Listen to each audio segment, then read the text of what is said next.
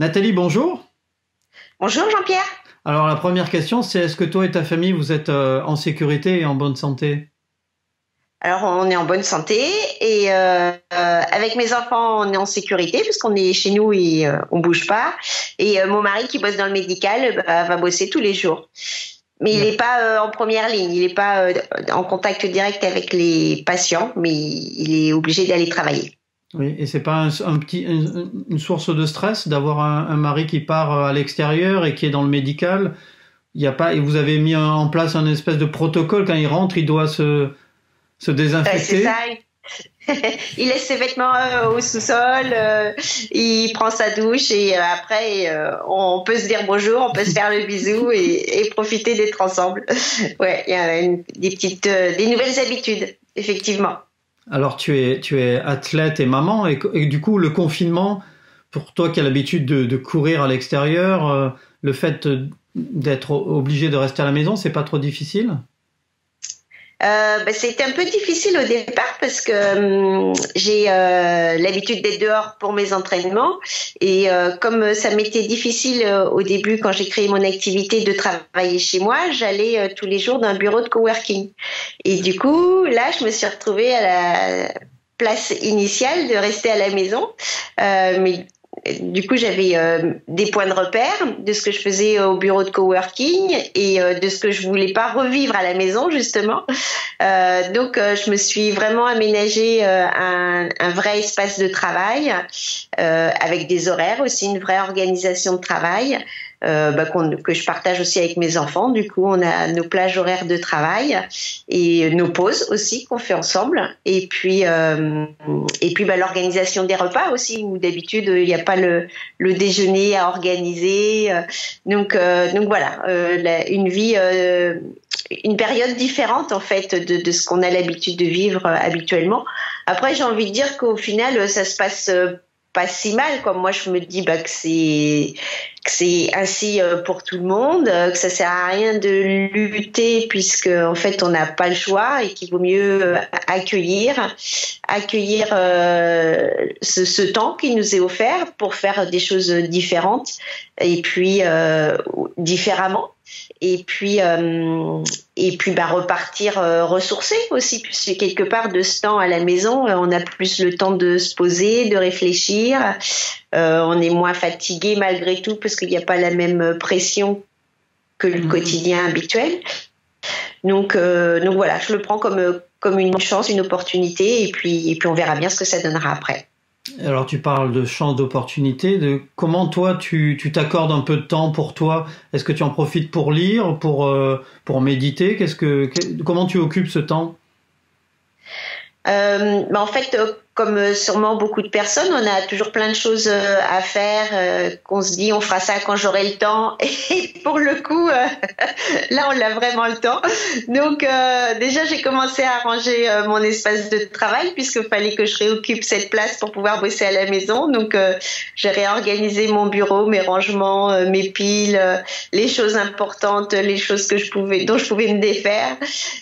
Donc ça, c'était mon premier travail. Et puis après, j'ai rangé aussi tous les dossiers que j'avais en cours. Du coup, faire le point où j'en suis avec telle entreprise, tel contact, vers quoi ça peut déboucher, quoi. Vraiment se projeter du coup sur l'avenir.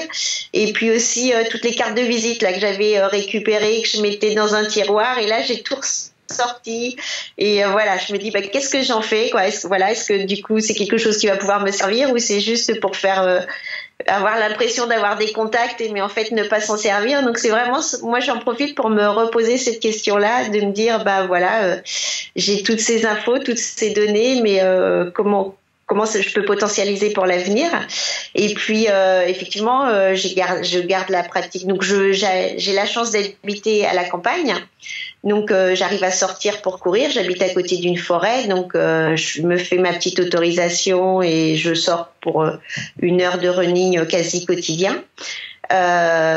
Et puis je fais du yoga, donc j'ai ma petite routine du matin quand je me lève. Oui, c'est vrai que tu es prof de yoga maintenant, enfin tu as une certification?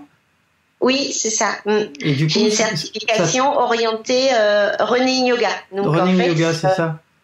à Et tu l'intérieur penses du que le yoga, yoga t'aide à rester concentré, à supporter ce confinement? Ça t'apporte une sagesse? Ça apporte une certaine zénitude, ouais. Et puis sur les temps de pause aussi, se recentrer sur le souffle, sur la concentration et pas se disperser, voilà, sur toujours tout ce qu'il y a à faire et plutôt se recentrer sur soi. Et tous les matins, en fait, je fais 20 minutes à une demi-heure de yoga, de posture et de méditation. Et ça aussi, c'est important pour bien démarrer la journée. Et les journées où je le fais pas, j'ai l'impression que ça part un peu plus dans tous les sens que quand j'ai pris ce temps-là. Du coup, c'est plus organisé, les choses s'alignent davantage. Le yoga, c'est vraiment quelque chose qui est nouveau pour les athlètes. Enfin, quand je dis athlète, de l'athlétisme, c'est quelque chose que peu de gens pratiquaient autrefois. Et aujourd'hui, ça prend une part de plus en plus importante. Et tu parlais de running yoga puisque tu as cette certification. Tu penses que c'est quelque chose qui va se développer de plus en plus dans l'avenir et que les gens auront besoin justement de canaliser cette énergie, de donner une part plus importante au mental, à la préparation mentale, aussi bien que physique?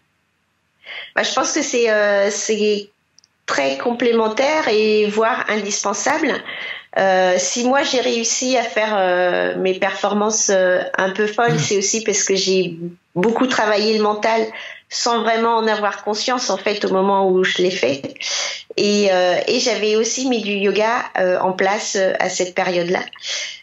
Donc c'est vraiment les ingrédients préparation mentale, yoga et entraînement physique ont été vraiment les 3 ingrédients qui m'ont permis de réussir et de pouvoir faire ces performances.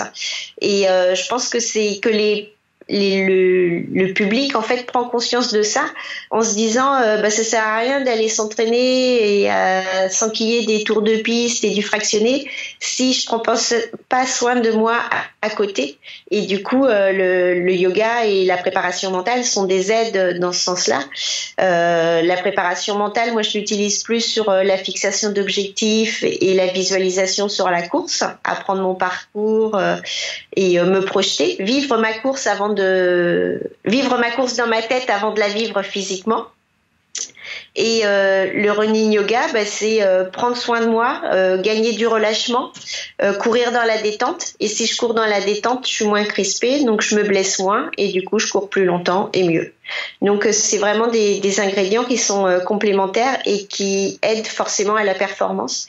On sait bien que l'entraînement physique, il est indéniable et indispensable, mais il n'est pas l'unique clé à la réussite.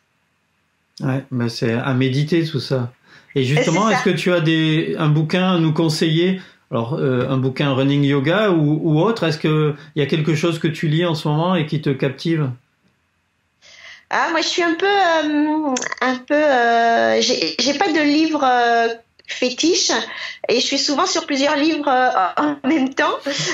Donc, il y a forcément des bouquins de yoga où du coup, je vais aller voir ce que chaque spécificité apporte, de la complémentarité.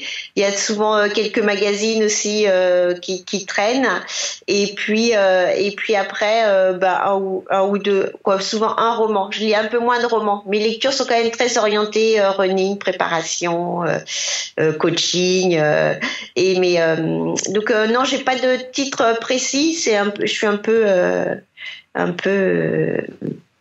je pique un peu partout. Oui, c'est ça. Oui.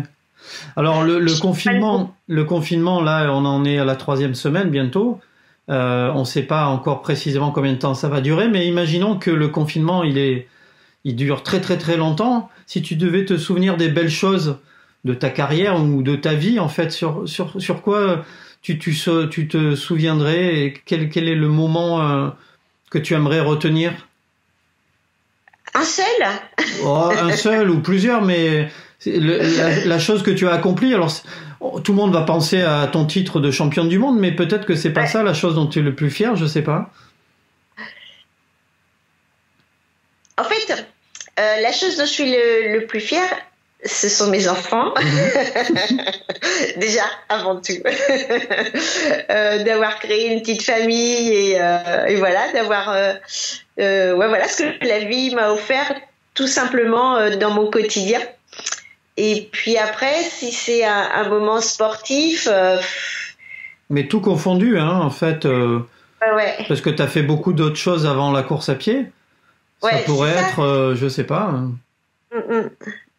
Et après, c'est un peu tous les challenges que je me suis posé, que ce soit au niveau professionnel ou sportif ou personnel. En fait, c'est de se dire, ben, quand je crois en quelque chose et que j'en ai vraiment envie, ben, j'arrive à me donner les moyens pour l'atteindre. Et c'est ça, c'est encore un peu le don de ce que la vie m'a donné, que ce soit plutôt au niveau mental, du coup, de m'avoir donné cette ressource mentale, de pouvoir me fixer des objectifs et après que moi je puisse me donner les moyens pour les atteindre.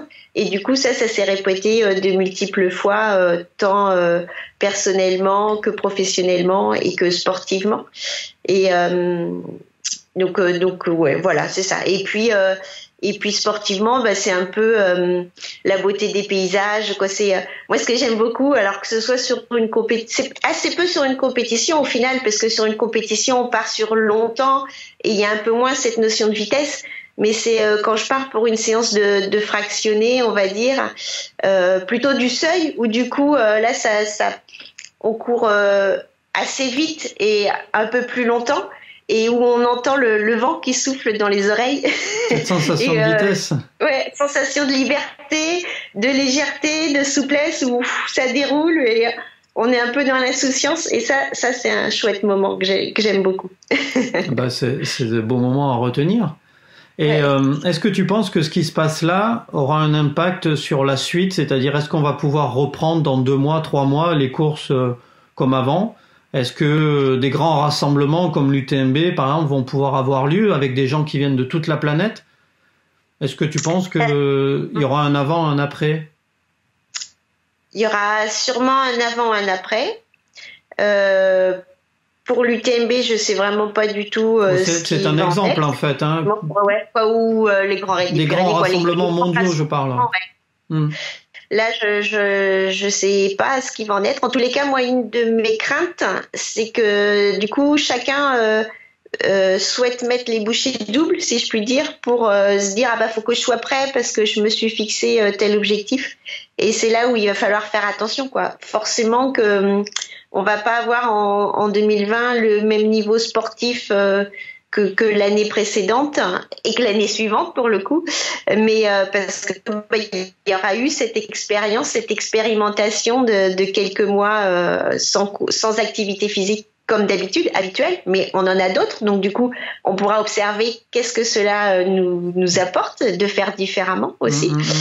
Et donc je pense qu'il y aura un avant et un après, et surtout quoi, moi j'aurai un message d'attention, de faire attention à la reprise et de pas vouloir d'emblée partir sur des sorties longues, des choses un peu folles, parce que bah faut que le corps il ait le temps de s'habituer quand même. Ben oui.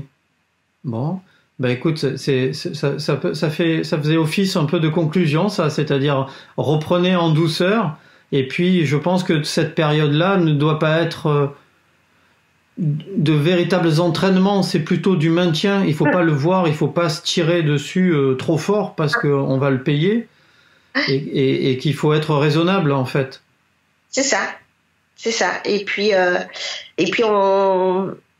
théoriquement, on a le droit de sortir 1 heure, quoi. Donc du coup, en 1 heure, on peut faire que du maintien de vitesse, quoi, des sections un peu courtes, du fractionné, et puis surtout profiter d'être dehors, quoi, pas être tout de suite dans l'intensif et tirer fort, quoi. Donc savourer. Ben oui.